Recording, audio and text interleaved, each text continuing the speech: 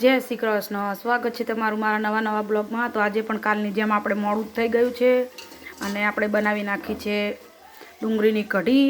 એના માટે આપણે સરસ મજાનો વઘાર કરી લીધો છે।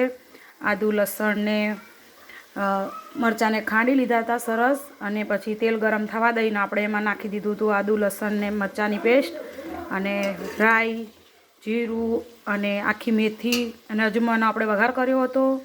અને સરસ મજાને આપણે ડુંગળી ચડી જાય એટલે આપણે એમાં નાખી દઈશું અહીંયા છાશમાં મેં અહીંયા બાજરીનો લોટ પલાળીને રાખ્યો છે, કેમ કે સવારે આપણે ઘી ગરમ કર્યું હતું તો પછી પાછળ તપેલામાં જે કીટું રહે એની અંદર આપણે બાજરીનો લોટ નાખી અને સરસ લૂકી લીધું હતું।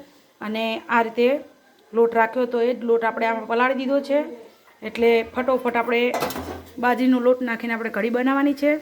તો ડુંગળી સરસ ચડી જાય એટલે આપણે કઢી બનાવી નાખશું। અને અડધી રોટલી આપણે કરી નાખી છે અને અડધી પડી છે। એને પપ્પાને કીધું હતું તે દુકાને જઈને લઈ આવ્યા હતા બધું, અને ડુંગળીને એવું બધું કાપ્યું ત્યાં લગી આપણે અડધી રોટલી બનાવી નાખી હતી।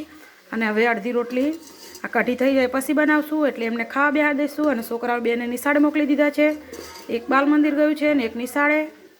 તો આવજો ને જય શ્રી કૃષ્ણ બધાને, અને આવી જ રીતે મારી સાથે બનેલા રહેજો। નવા આપણે બ્લોગ બનાવતા રહીશું। તો આવજો ને જય શ્રી કૃષ્ણ।